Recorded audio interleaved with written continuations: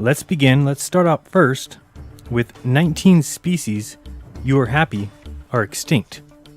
This comes from the channel Factsverse and his video 19 animals you're so glad are extinct.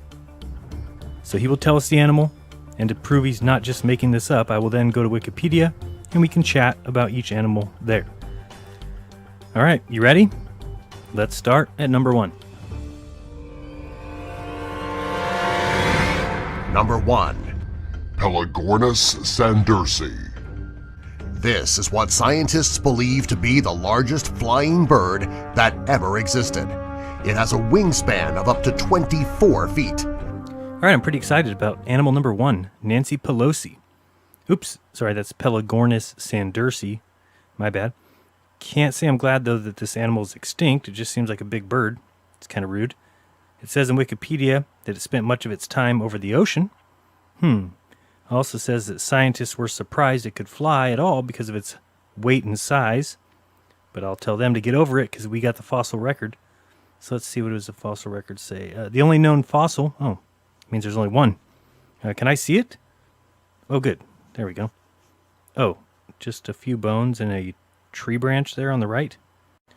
It doesn't really seem to me that you would know much about it just from those few bones, but it says here that you found them in a former ocean, something that was an ocean 25 million years ago. Wait, you said he spends most of his time above the ocean, but you've only found one, and you found it in a former ocean? Okay, I'll give it to you. Let's continue on. And so it had short, stubby legs, and that mixed with its gigantic size, they say it only could fly by jumping off of cliffs. So what if he swooped down and landed on the ocean, or an island, with no cliff? Well, now we know how he went extinct. He couldn't get back to a cliff. Let's look at these articles and try to find more pictures of these bones and tree branches. Here's one, but nope, no pictures. Let's try this one.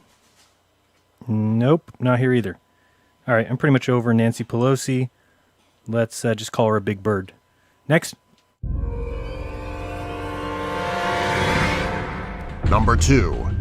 Euphobaria. This creature is very similar to the modern centipede that we see today. The only difference is that this creature is over 3 feet long. Did I miss something? The only difference is it's 3 feet long? Well, that's just a big centipede. I'm pretty sure there's 3-foot centipedes now. All right, well, let me see the fossil. That'll give me more info on it. Thank you very much. And what do you know? You've got to pay to see the fossil. You got to pay to see that science report, you know. The science your money paid for. Now you have to pay to see the report. Makes all the sense in the world. Yeah, let's move on. I'm not into this big millipede. Just seems like maybe it grew larger, as many things did, than they do today. Because there are more things to step on them or drive over them in tractors, so we can print another biology book, and they wouldn't have been driven over back then. Oh, and that reminds me. You know how they always tell us that 99% of the species are extinct? I'm sure you've seen it, it's everywhere. So I went looking for exactly what is that number of current species. So I found this article on this website, some science site, that said 8.7 million, 8,700,000 species. And so I said, okay, seems pretty definitive. It says this is a new estimated total of species on Earth, the most precise calculation ever offered, with 6.5 million species found on land, 2.2 million, about 25% of the total, dwelling in ocean depths. And the figure was based on an innovative, validated analytical technique that dramatically narrows the range of previous estimates. Until now, the number of species on Earth was said to fall somewhere between 3 million and 100 million. Then I glanced to the right, and if you look at the bottom right-hand corner, you'll see an article that says, Not So Crowded House? New Findings on Global Species Richness. It says, Planet Earth may contain millions fewer species than previously thought, and estimates are converging. According to research, a new paper reveals findings that narrow the global species estimate. So I kind of was then stuck like, well, okay, so 8.7 million, but a few million less. All right, I could see that. Then look above that. It says, Earth may be home to 1 trillion species. Earth could contain nearly 1 trillion species with only 1/1000th of 1% now identified, according to a study from biologists. So the great thing about science is it's true, whether or not you believe in it. All right, let's move on to the most ridiculous made-up species number 3. I mean, species that you're happy are extinct. Whatever. Number 3. Gigantopithecus. This creature lived around 9 million years ago around Asia. The way the animal's teeth and jaws are constructed, they were able to chew very tough and fibrous foods by crushing, cutting, or grinding it down. All right, I guess this one seems pretty cool. Gigantopithecus, 9 million years ago to as close as 100,000 years ago. That's a nice run. Let's see what else here. To chew, it says it cut, crushed, or grinded its food. Well, isn't that what chew means? It says they stood at 10 feet tall. Wow, huge. But some argue it was only 6.5 feet tall. Wait. Well, don't the bones tell you the height? So they first found some ground-up teeth in a Chinese medicine shop. Well, that doesn't seem like a good find. It says since then, very few have been found, aside from some molars in a Chinese medicine shop. All right, that's good evidence. In 1955, 47 teeth were found. Ooh. And in 1958, 3 mandibles and 1,300 teeth were found. I guess they found all of this in a cave, but then they realized that the cave where they found the teeth and the mandibles wasn't a cave when said Gigantolithecus was alive, so then they said a porcupine must have brought all the teeth into the cave. Oh, nice one. I was going to start thinking that someone might have planted them in the cave, but glad you determined it was that pesky tooth-stealing porcupine. Well, it says also that the appearance is not known because of these sparse samples. Yeah, hard to know what something looks like when all you have is teeth. But then again, you'll see down here we've got pictures of what they look like on the left. So, you know. Okay, I'm over Gigantobullshiticus. I mean, no way those teeth were placed in that cave as another missing link, right? Nope. It's like, who put these teeth in here? Anyone know? It was the, No, good answer. The porcupine, he gathered up all the teeth in his handbag and brought them into the cave. Yeah, let's move on. Again, believe what you want. I choose not to believe. It's not something to say, I choose not to believe. You don't have that option. It is true whether or not you believe in it. And the sooner you understand that. Okay, Neil. Relax, dude. I'm sorry. I apologize. Bless me, Tyson, for I have sinned. Can I just say 10 Hail Newtons and be on my way? Hail Newton, full of space, the gravity force is with you. Blessed are thee among heathens, and blessed is the fruit that fell and freed us.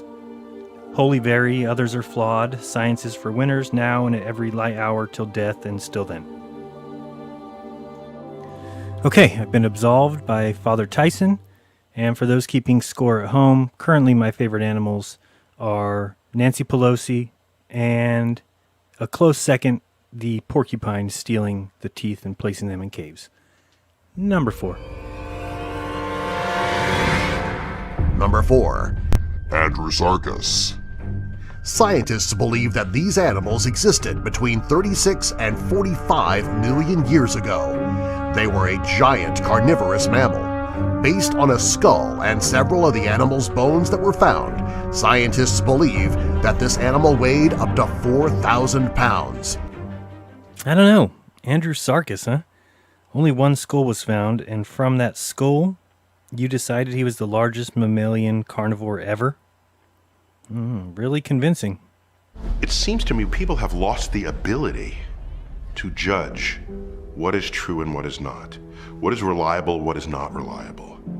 What should you believe, what should you not believe? Me too, Neil. I'm not feeling Andrew hoaxes, so let's move on. Number 5. Pulmonoscorpius. This is one of the most frightening creatures that ever existed, and scientists believe that it could grow up to 30 inches long. Fortunately, this creature wasn't very dangerous to humans. Scientists believe that it fed mainly on tetrapods and arthropods. Yeah, so Pulmonoscorpius. Fortunately, this animal wasn't dangerous to humans, you said? Let me guess why, because you say it existed 350 million years ago? Folks, if you have not looked into where these, air quotes, scientists get their ages from and these dates, please look into it. We'll talk about it a little bit later on, but I'm calling Bullshitoscorpius, so next. Number 6. Megalania. Megalania is a giant lizard that lived around 30,000 years ago, as they likely grew to be as long as 25 feet. If this is correct, the Megalania would be the largest terrestrial lizard to have ever existed. Well, now, this is just a Komodo dragon, or monitor lizard. I'm not sure people know, but many animals can keep growing all their life if they can find the food. And in the past, they had less to worry about. So, kangaroos, lizards, fish, wallabies, snakes, all can grow as large as their environment allows. So, to me, this is just a Komodo dragon who got bigger, not a Megalania. But call it whatever you want. It's a big lizard. This next animal is a joke. So when Neil says, But I don't remember any time where people were standing in denial of what science was. well, Neil, besides evolution, which we'll get to in a little bit, and the moon landings, let me give you another reason why people might deny science. Could it be number 7?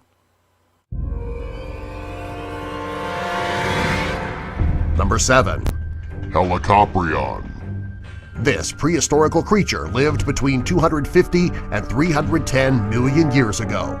This creature resembles the shark, but it has a terrifying mouth. Its teeth were arranged in spiral clusters called tooth whorls. The very appearance of the shark alone is enough to make you drop from a heart attack. All right, Helicopricon, or what should be called How Dumber We Con. Now, you're free to believe whatever you want, but let's look at what we have here. Now, almost all the specimens of the Helicopricon are the teeth. You heard me. No skull, no spine, no other structural elements, just what they call these teeth whorls. These fossilized spirals are the teeth of an ancient shark. So, hey, you can believe whatever you want. For me, I'm hella not falling for the con, but you can believe in Helicopricon if you want. This is science. It's not something to toy with. Hey, don't talk to me about it. Neil, you talk to those paleontologists. I'm not the one making up animals out of teeth fossils. Don't talk to me about it. Let's move on from Helipaleocon.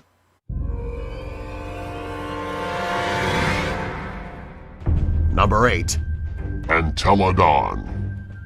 This prehistoric creature was very strange looking. It was a pig-like mammal and had a very major appetite for meat. All right, Entelodon. Well, not a lot on the wiki about this animal, probably because it's just a big boar or a big warthog. Not impressed. Not happy he's extinct. And not impressed with you making up animals because you found some toes and a kneecap. Next. Number 9. Animalocaris.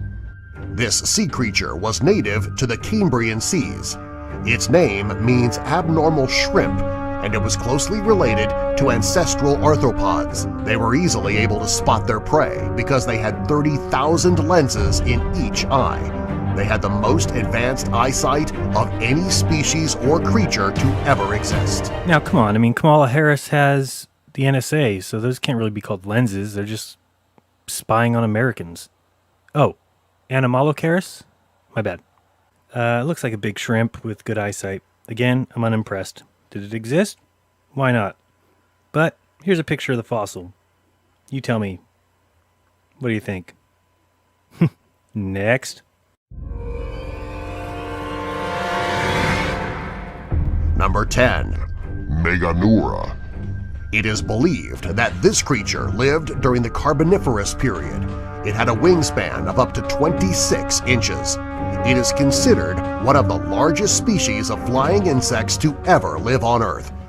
All right, Meganura, or big dragonfly is what it should be called. Another thing that's not well known is many animals got bigger than would happen today because of the oxygen level in the atmosphere. In the past, there was much more oxygen, so animals got bigger. Now they're smaller.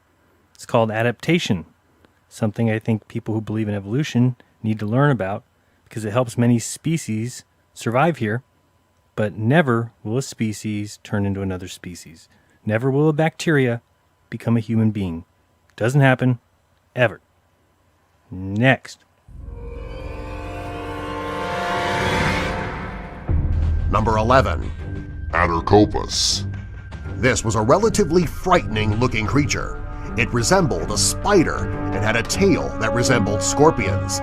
They believe now that while this creature didn't spin webs, it may have used silk to wrap its eggs until they hatched. All right, I guess we're on to Are We This Hopeless? I mean, Attercopus. This is just a spider, and there's lots of them. Lots of different kinds. Maybe this one's extinct, maybe it's not. But I'm guessing you wouldn't be able to tell from your little fossilized remains that it didn't spin webs, but it used silk to wrap its eggs. You think you might be just kind of speculating a little? A little too much? Let's just say we found a spider. All right, let's see what we got down here at the bottom. Looks like a science... Oh, look, a science paper. Come on, have pictures. Please have pictures. Please have pictures. Okay, here we go. All right. Oh, yeah, now I see. Yep, they are right. Let me look at this closer.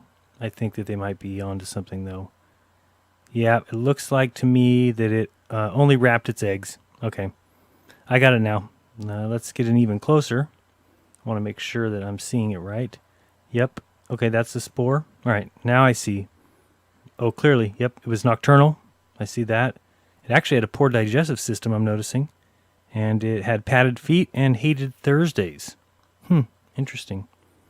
Let's check out this one. Yep, clearly had two brothers and a sister. Looks like it liked to eat... looks like green foliage, I'm guessing, and that's what this spore's telling me here. There's some of the silk web, definitely not used to make webs, though. You can tell by the way it's angled. And these spots mean it had leprosy. Probably was in its late 20s, early 30s, and died near a brook in a shaded area of the Yucatan under an oak tree that had a parrot in it. So, pretty impressive what we can see from fossils. Next. Number 12. Dinosuchus. This is a terrifying creature that was related to the modern crocodile and alligator. They are believed to have lived between 73 and 80 million years ago. While the creature looked just like today's species, they were much larger. Alrighty then, pretty sure that's just a big crocodile. Of course, paleopretenders claim that this animal lived 82 to 73 million years ago, which in reality years is actually from 14 to 11,000 years ago. So you've heard of dog years and cat years. Well, these are just called reality years. And to get those, you just drop the word billion or million off for any year that they give you, and then bring that number down and back to reality. And then you get reality years. So, large crocodile. So we got here. Next.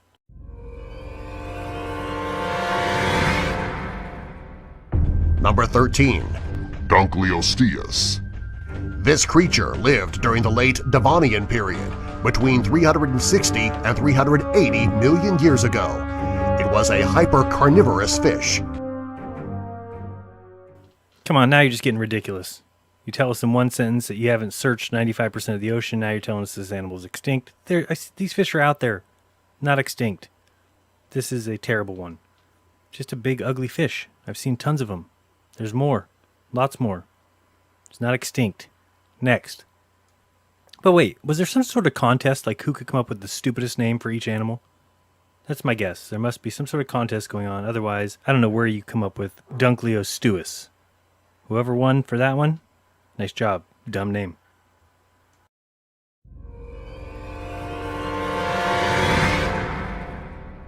Number 14. Spinosaurus. This creature was bigger than the T-Rex, the most well-known and feared dinosaur. So, an interesting point when it comes to discussing dinosaurs. Number one, there was no complete skeleton ever found of any dinosaur. Ever.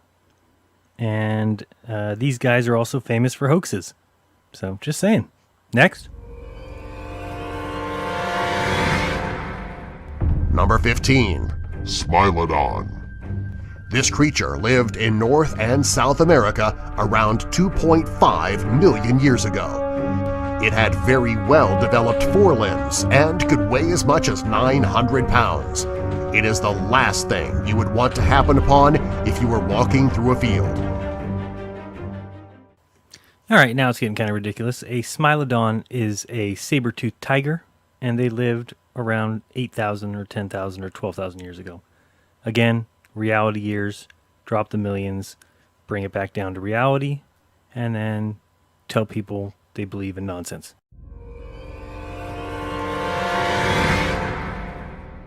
Number 16. Quetzalcoatlus. This creature was one of the largest creatures ever to fly, with a wingspan of up to 40 feet. Here's just another case of this bird's still alive. Probably lives in caves in South America. You can think it's extinct, and maybe it is because humans didn't like seeing it around and shot it with guns. Or maybe it's still around. The funniest thing about this one, though, is I got to bring up the original picture. Did you see it? Is that a brontosaurus in its mouth? Do you think they went a little bit overboard? Jeez.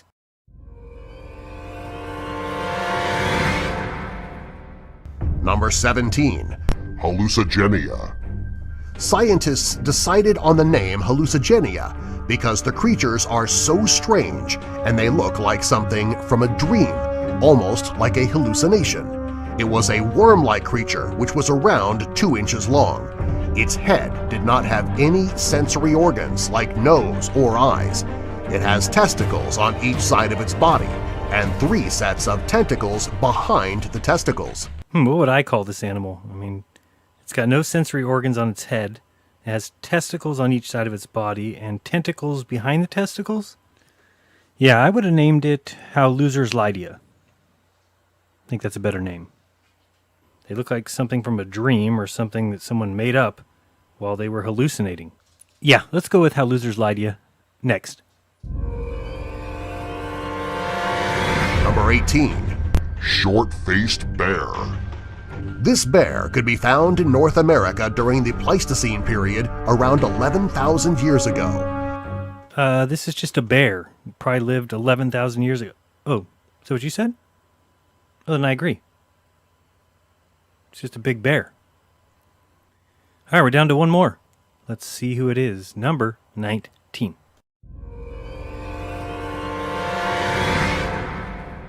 Number 19. Titanoboa.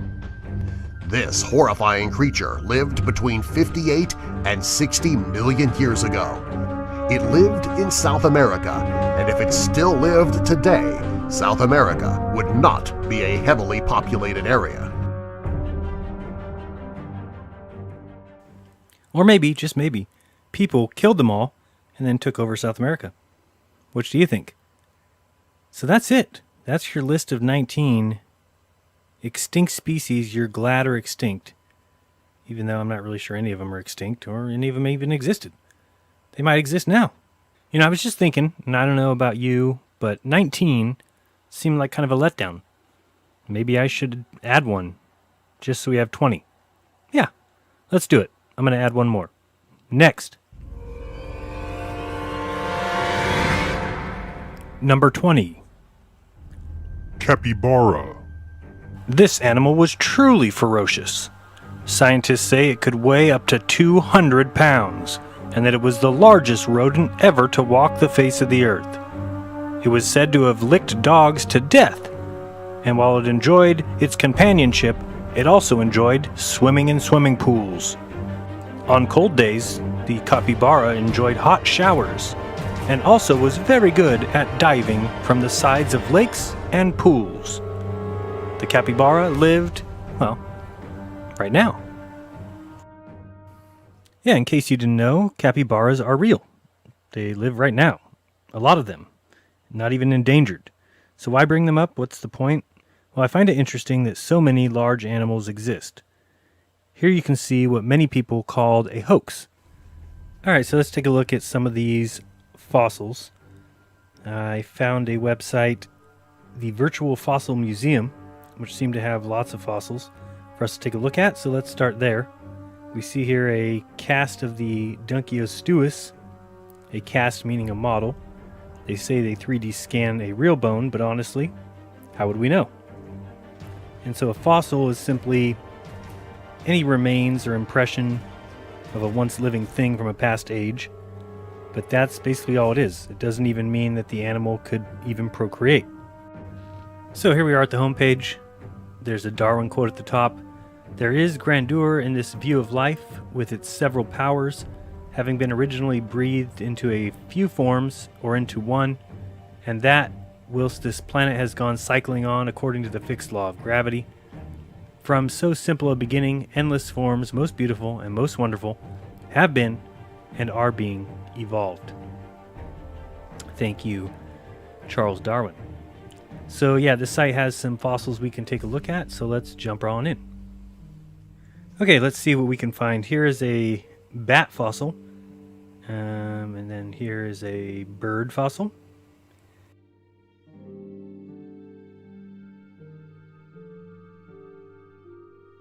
Now we get a dino skull, or what looks like a piece of rock. At least that's what they tell us. It's a dino skull. Looks like it could be rock to me. I don't know. Let's look at some of these fish. And all I know is if you see one of these for sale at Alibaba, I wouldn't buy it. These just look, I don't know. They look like, does that one have a child? Okay, this one's got a child inside of it. Okay. Or ate a fish. I don't know. See it right there? It says with 2 fish inside. All right. Yeah, I just can't believe most of this. Again, believe what you want. But especially when we're talking about the erroneous dates. And we're going to get to that with evolution here shortly. And dinosaurs. Yeah, some of these may be believable, but I don't understand. I guess I've got to talk to somebody. What do they cut slices out of rocks? That's, yeah, that one, I don't know about that one. Yeah, that one, there's your candy apple. Maybe it's caramel apple, I'm not really sure. But some of them just look ridiculous. Look at this one. Holy smokes. Oh, yeah, or that one. I think some of them are even worse than that. Let me see what we got here. These are sponges. Oh boy. That's definitely a fossil. No question about it. Yep, and this one too. Yeah, well, again, it comes down to trusting men and whether or not they have some sort of agenda. This is a fossil? Got me. Okay. And how did they cut these out? How do you know they're in there? Unless they're cutting slices. Oh boy. Isn't that from SpongeBob? I don't know. Again, if there's no reason for you to doubt what's being said, if everyone's always been honest with you, as I've said before, then you have no reason to really call into question a lot of what they say. But when you find something that is a deception or is not being handled correctly, then you have to call into question everything they do, like this. That died sitting like that, I guess. And one thing that people don't even realize is that crocodiles lose their teeth like 50 times or something, or more than that, in their lifetime. And it seems like every dinosaur that we find is based off of teeth. I mean, this is not a skeleton. Come on. They're all casts, whether they found an ankle bone or a kneecap or shin bone or what. Now, I'm not one of the people who says that dinosaurs didn't exist. Unless by dinosaurs you mean only the animals that lived millions of years ago. Those particular dinosaurs did not exist. Large animals, large reptiles, large birds, even large mammals existed, and they all existed recently, very recently. As humans grew in numbers, it became easy for them to eliminate species, and so the ones that they felt threats from, or the ones that they had tusks or something else that humans wanted, were slowly eradicated. So some of them may still exist. Pterodactyls or Dunkiosaurus may still be in caves or out in the ocean, but let me get into now exactly why I believe what I believe. The reason is because I look at evidence. And when people say that we should trust science and scientists and paleontologists, I'd like to agree. But when you learn that science is systematically lying, systematically destroying truth because it doesn't match their personal worldview, I get pissed. Science should be a search for truth no matter where it takes us. No matter where. I've pointed out before my issue with cosmology, and physicist George Ellis admitting that there are other models that match the observations, and a lot of cosmology, quote-unquote, tries to hide that. I've talked before about Edwin Hubble going against the observations to, quote, stay away from the horror of a unique position, end quote. And now let's talk about the systematic suppressing of scientific evidence that 1. Proves dinosaurs were recent, 2. That the evolution timeline is way off, and 3. That science doesn't want facts. They want facts that line up with their story. It's the story that they need to tell. What we're dealing with is no longer science, ladies and gentlemen. It's not science at all. When you have presupposed foundations that do not stand up to testing, and you continue to proclaim them as true or facts, when only those who agree with the foundations are allowed in the discussion, and when only the elect, only those you allow in, make the decisions and decide the doctrine, you are absolutely nothing more than a religion. And when you have snuck your way into school books and bullied your way into the pocketbook of the world, you're a problem. A big problem. You see, the story of dinosaurs matches the story of evolution. And here's what you need to face as a fact. If science realized that evolution was wrong, or if they realized that dinosaurs were recent, or that we didn't go to the moon, or that the earth was actually flat, you can bet your bottom dollar they'd hide it. Let's get into it. Richard Feynman was a great scientist, and he said some things better, I think, than anyone else. Maybe he better explains my personal view better than anyone, but let's listen to him here talk about knowing and not knowing. But also another thing has to do with the question of how do you find out if something's true? And if you have all these theories of the different religions, have all different theories about the thing, then you begin to wonder. Once you start doubting, which I think to me is a very fundamental part of my soul, is to doubt and to ask. And when you doubt and ask, it gets a little harder to believe. I can live with doubt and uncertainty and not knowing. I think it's much more interesting to live not knowing than to have answers which might be wrong. I have approximate answers and possible beliefs and different degrees of certainty about different things, but I'm not absolutely sure of anything, and there are many things I don't know anything about. But I don't have to know an answer. I don't feel frightened by not knowing things. I mean, whoever has said that any better? I'm not scared of not knowing. I'm scared of knowing things to be true that aren't true. I can live with doubt and uncertainty and not knowing. It's much more interesting to live not knowing than to have answers that might be wrong. And sure, he believed in the mainstream scientific beliefs and believed in galaxies, but he understood science and he understood the true nature of science in that it cannot prove anything right.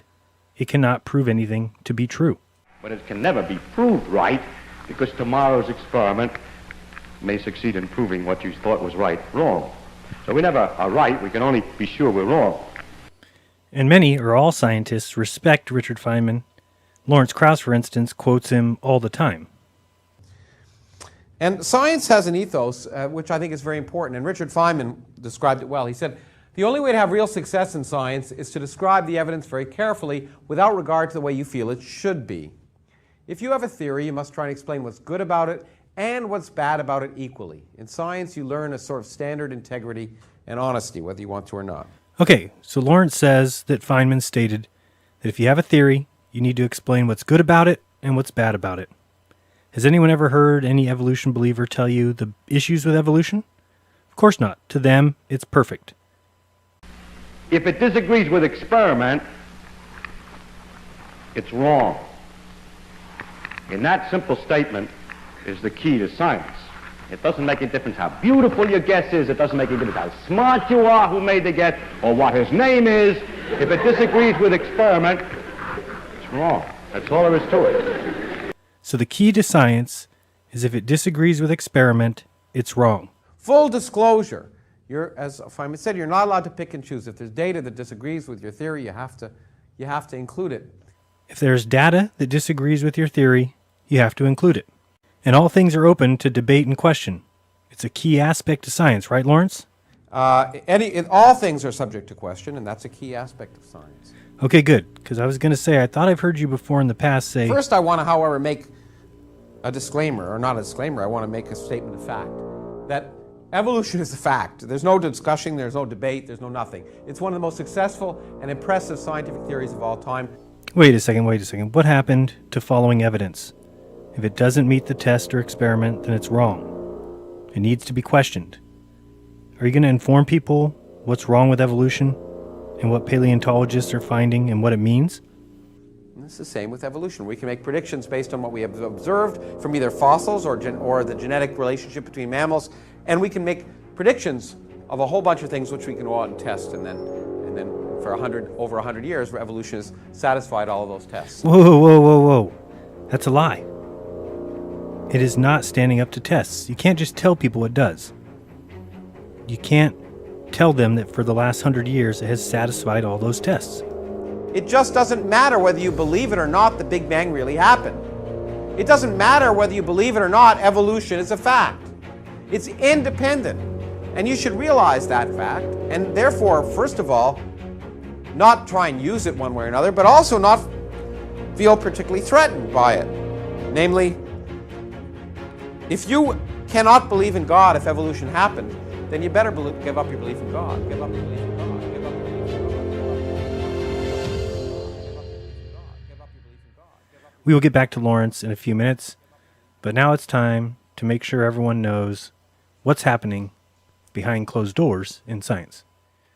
Okay, so here's what I highly recommend you research if you care about the truth. If you're a NASA fanboy, or if you think science is run by superhumans who don't care about being proven wrong, who want someone to come along and prove that their previous 30 years of research and work was based on incorrect foundations, if you believe in this angelic vision of scientists who never lie, who never fudge results, who have no bias towards any worldview, then it doesn't really matter what I say anyway, because you've already dismissed it. You won't do the research because somebody already did. That's why we have peer review, right? So that you can sit at home and pretend to be smart. This is for those who understand that scientists are human, like everyone else. That scientists have pride, and that they have families to feed. And the heavy majority of them have a worldview that hates religion and hates the talk of the spiritual. And that's fine.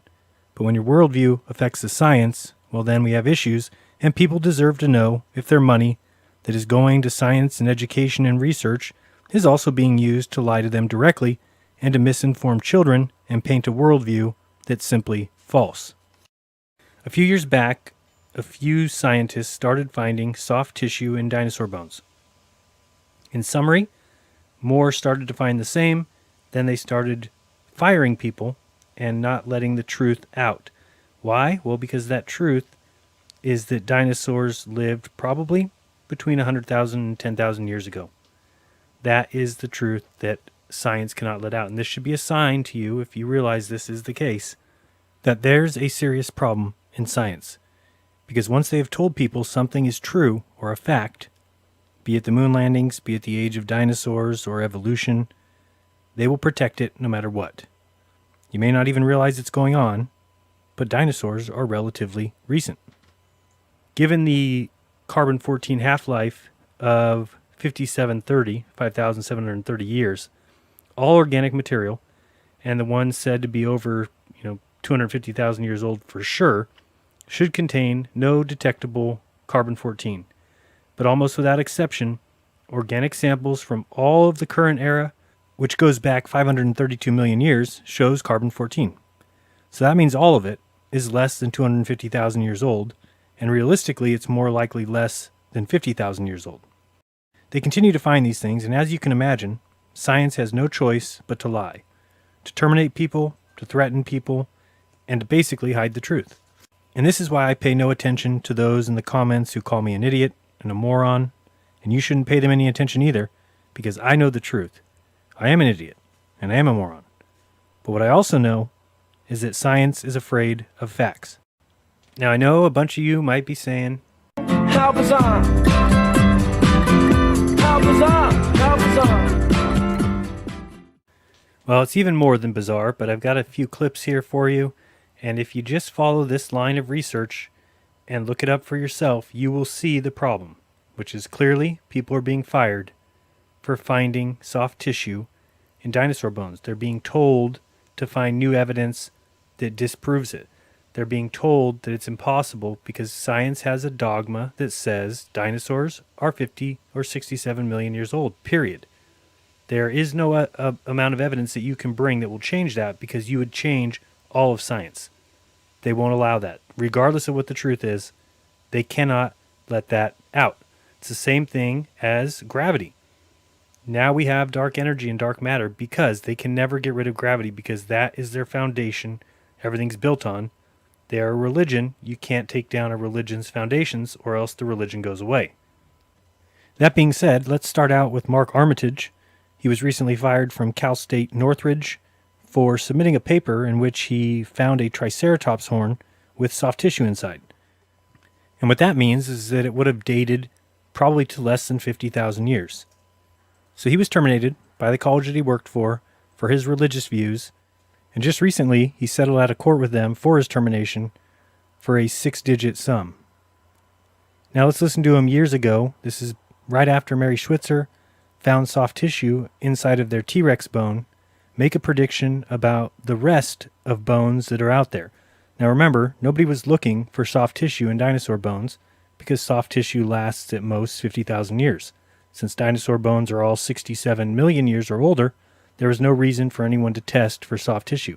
So he makes a prediction about what will happen if people go back and start looking into these dinosaur bones. My prediction is this: the fossil record is full of soft tissue. This is the norm rather than the exception. That's my prediction. And so I invite whomever to prove me wrong. Go out and dig up the fossils. Do the decalcification. Do the microscopy. Because I want you to prove me wrong. If I'm wrong, I want to know it. But that's my prediction.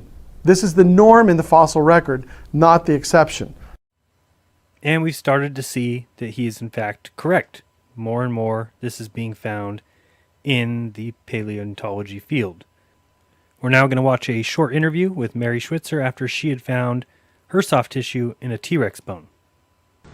And one of the exciting things about this discovery, correct me if I'm wrong, is the fact that this stuff was fossilized as it was. If 70 million years old, you don't expect to find soft tissue, do you?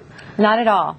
No. It was utterly shocking. So you have to sort of rewrite the book as far as fossilization goes, I assume. Well, that's the exciting part for me. I've always been very intrigued by how things changed in going from a living being to part of the rock record. And like I said, a lot of our science doesn't allow for this. All of the chemistry and all of the molecular breakdown experiments that we've done don't allow for this. So if this material turns out to be actual remnants of the dinosaur, then yes, I think we will have to do some certainly rethinking of some of the basics of the model of fossilization. You know, Well, Mary, when I was reading about this story, I was amazed that in some of the capillaries, when you went to pull them, they snapped right back. Are you amazed at the quality of these remains? Absolutely. 70 million years old, huh?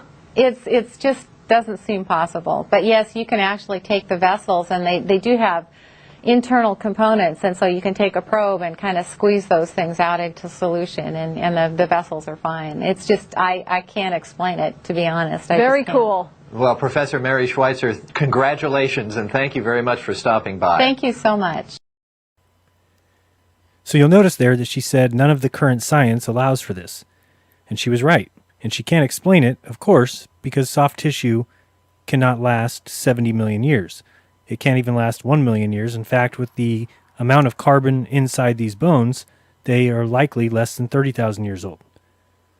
Well, now listen to Bob Enyart talk about a speech that was given in 2012 at the Western Pacific Geophysics meeting in Singapore, in which a paper was submitted and a talk was given about 10 dinosaur samples from around the world that were all C14 dated at the University of Arizona using both the AMS and beta decay methods, and all of them dated between 22,000 and 40,000 years old. Well, immediately after the speech, they were handed a paper that basically told them that there was an obvious error in their data, and so their paper was removed even from the website as if it never happened. In the description, I'll list a before and after link. One link will take you to the paper before, showing that they were on the list to give the speech and everything, and then the other link will show you the current website, and when you go there, you'll see that they've been completely removed as if there wasn't a speech and no paper. This was presented at a Singapore American Geophysical conference, and it was presented by an international team of scientists who took 10 different dinosaurs from multiple continents, had them carbon-14 data at the world's leading labs, and they showed the results. And after the fact, the American Geophysical Union censored their paper, removed all reference from their paper, and all they said was, we are getting measurable carbon-14 from dinosaur bones all over the world.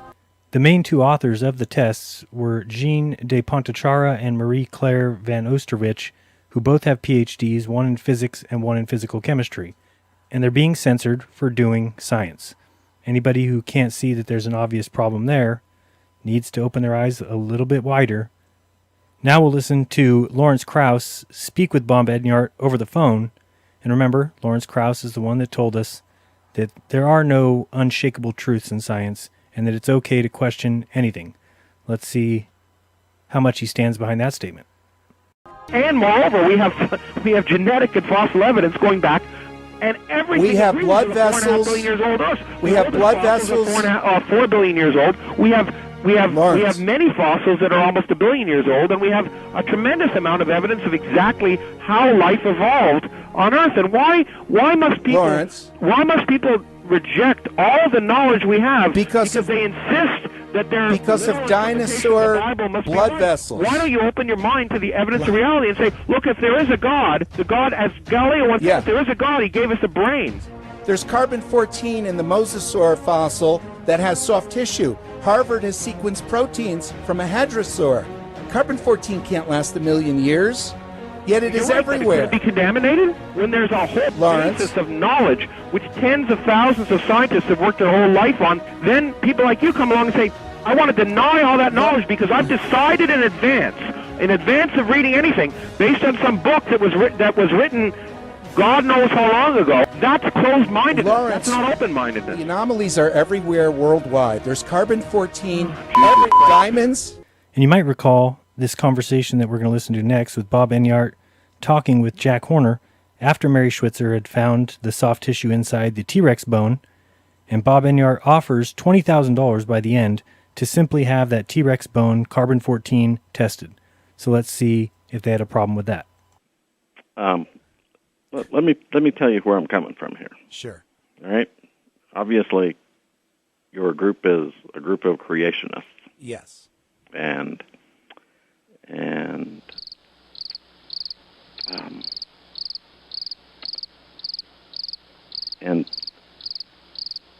the spin they can get off of it, right, doing it, is not going to help us. Yeah. So even though it's just a scientific test, they're not asking for voodoo or anything. It's not actually a scientific test. That's what I'm trying to tell you. Carbon-14 dating something with soft tissue in it. Jack, if I could raise $20,000, would it be worth? Not going to help us. Not going to help us. Not going to help us. Of course, that test was never done. And now we'll listen to a little bit more of Lawrence Krauss as he clearly shows that he is triggered by scientific evidence that goes against his preconceived worldview. All right. In every single bit of data, we have evidence. The Neanderthal evidence of civilizations Lawrence, that are older than 10,000 years Lawrence, the Neanderthal DNA has been sequenced. Yeah, I know. It's closer to you than a chimp is to a chimp within the same species of chimps. So the creationists who've been saying for decades that Neanderthals were people have been confirmed. DNA doesn't lie. What do you mean people? People. And so many atheists and evolutionists now saying that perhaps... I don't know what you mean by atheists and evolutionists. Well, there's some people who are atheists, some people are evolutionists, some people are not. What do you mean not. by evolutionists? People who believe molecules to man evolution. Neo-Darwinism. What do you mean? Well, as I said, can I tell you what they're saying before the people who accept the evidence of empirical science. Yes, the same people who believe the Earth is round. Those people. Well, the president of the Flat Earth Society is a Darwinist. Well, they operate fine, today. I'm just saying he's an idiot for being a president of Flat Earth Society. I agree with you. See, we agree on something. Yeah, no, exactly. Lawrence, and all I'm saying is there are no scientists who aren't evolutionists. Could I make my point? So you don't believe in gravity. Could I make my point so you can tell me I'm wrong? They're on the same level of footing. The question becomes, how many times does somebody have to lie to you before you call into question what they're saying? This is Lawrence Krauss again telling another lie. He just stated that there are no scientists who aren't evolutionists, even though he knows full well that there's a current list of 1,001, last time I checked, people who have signed the Scientific Descent from Darwinism page. In fact, anyone who signs it must hold a PhD in a scientific field such as biology, chemistry, math, engineering, computer science, or one of the other natural sciences, or they have to hold an MD and serve as a professor of medicine. So to say that there are no scientists who aren't evolutionists is a flat-out lie. Let's look at one right now. Let's listen to Dr. James Tour, PhD. He holds over 120 patents. He was Scientist of the Year, 2013. He's a top 10 chemist in the world over the last decade, named by Thomson Reuters, plus tons of other accolades. I'll bring up his Wikipedia here at the end. Let's hear what his opinion of. I'll have links to James Tour's Wikipedia, as well as the Descent from Darwinism page, and also a link to the PDF of the 1001 signatories. Next, let's hear another quote by the same Dr. James Tour, read by Trey Smith. My recent advice to my graduate students has been both direct and revealing. If you disagree with Darwinian theory, keep it to yourselves if you value your careers. Unless, of course, you're one of those champions for proclamation. I know that fire exists in some. So be ready for lead-ridden limbs. They're going to shoot at you the moment you come out and you start letting forth even a pinch of truth. He goes on. But if the scientific community has taken these shots at senior faculty, it will not be comfortable for the young nonconformists. Next, let's listen to Professor Roberto Fundi. He's a specialist in paleontology. He teaches at the Department of Earth Sciences at the University of Siena in Italy. You may be surprised to know that the fundamental assumptions upon which evolutionary thinking is based are not at all confirmed by paleontology. All the biological groups, from bacteria and blue-green algae to man, appear abruptly in the fossil record without any links connecting them with each other. Why is it then that so many people believe the fossils prove evolution? Evolution is presented to grown-ups and taught to the very young as a fact that has been verified and demonstrated for so long that it is a waste of time and even ridiculous to question it. So, what is the truth of the matter? Well, there is a history book of the past, and that is the rocks and the fossilized remains in them. So it is up to the paleontologist to read that book and give the answer. And what do you read in that book, Professor? The fact is that after nearly 2 centuries of intense research, the paleontological evidence for evolutionary theory is not only rare, but highly questionable. The point is that if evolution had really happened, the evidence would be in great abundance and incontestable. Now, the only excuse that the scientific community has given as a reason that all these soft tissues have been found is that there is a heavy amount of iron present. That's what preserved the soft tissue. A heavy amount of iron preserved blood vessels and proteins for 67 million years. Here's Mark Armitage on the idea that it was iron that did it. Well, the iron doesn't preserve the tissues, and this is akin to a 10th grade science experiment. As I mentioned, she basically soaked ostrich blood vessels in highly purified blood on a laboratory bench in an air-conditioned laboratory for 2 years. And she extrapolated out from that point and said, well, it's obvious this is what preserved these dinosaur tissues for millions of years, 68 million years. Well, let me say one thing to begin with. These are not fossils. These are dinosaur bones that have not fossilized because we have dissolved them in a weak acid. This, of course, is a mock-up, a casting of the condyle that we found, but this is real Triceratops frill, and we've dissolved this away in a weak acid, exposing the soft tissues within it. So these are not fossilized artifacts. These are the real bones that were buried in the ground. So again, I say only that what you do from here is on you. If you want to pretend you didn't hear any of it, run away with your ears plugged, or if you want to follow the evidence, it's all on you.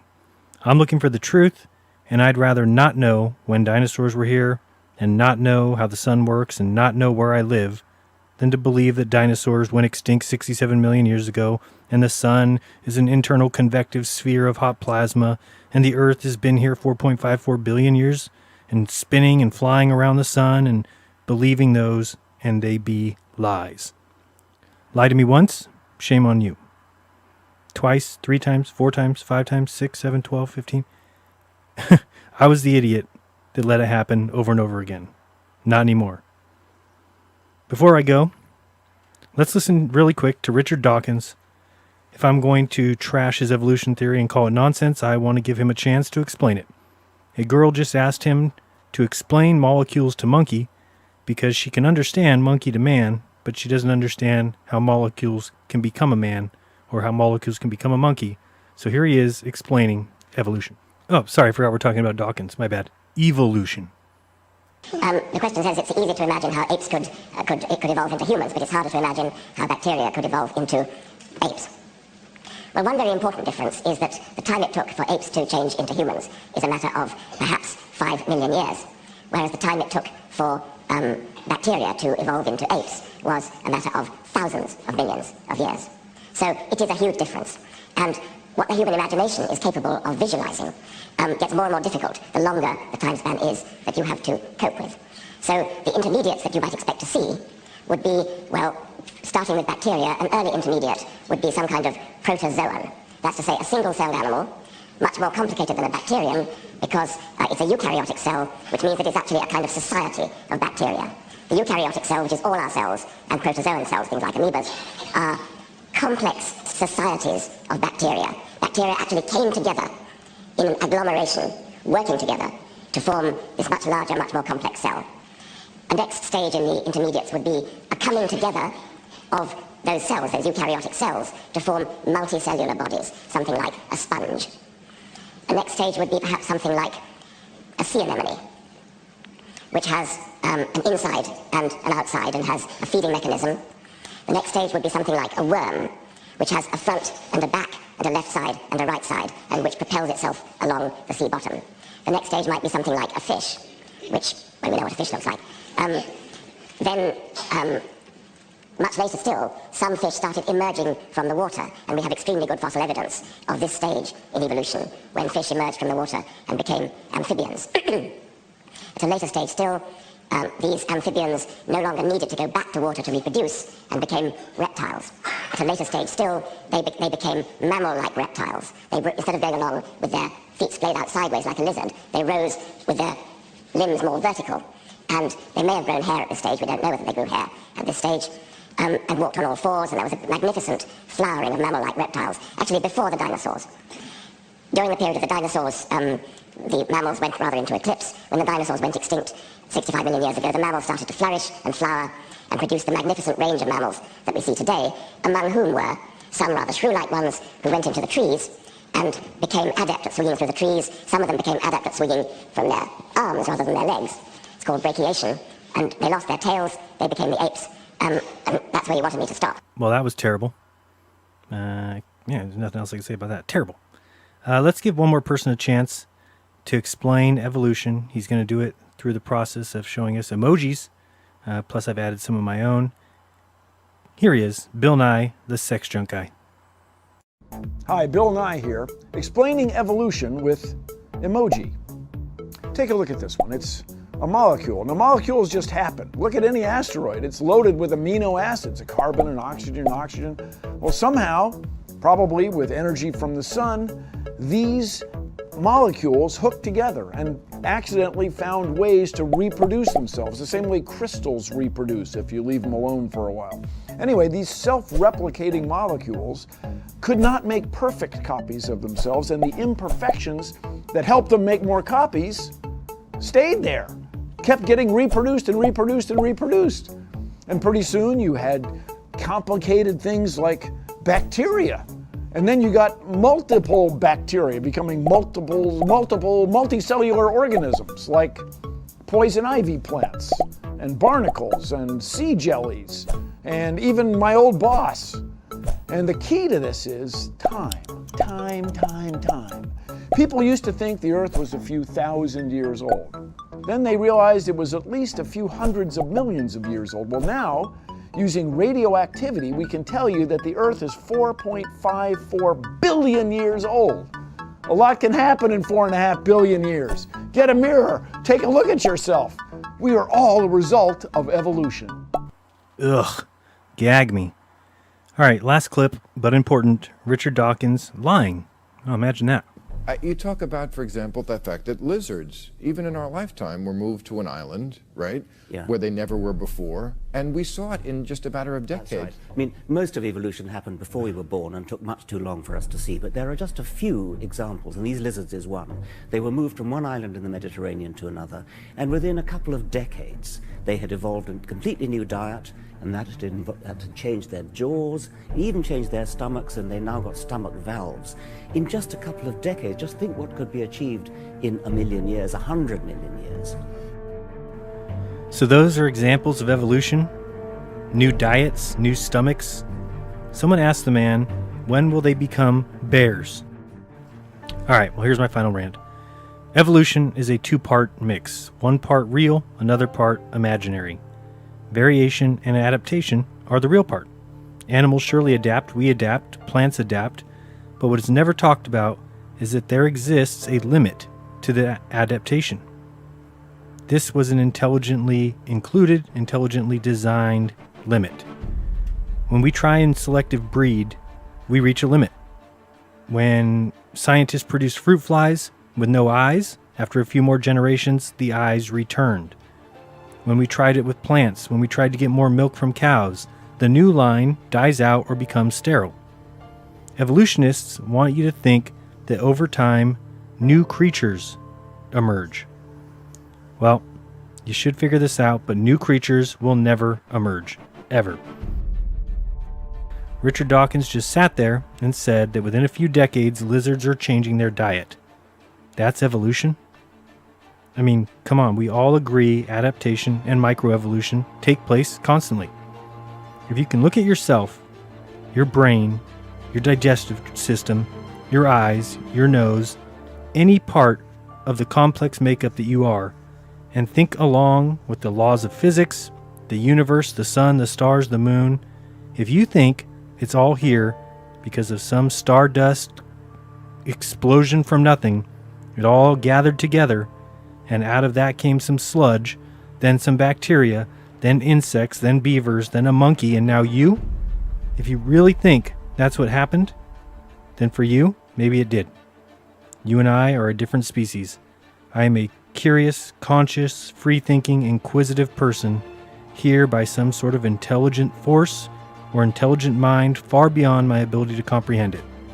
Maybe you are another species, possibly hallucigenia?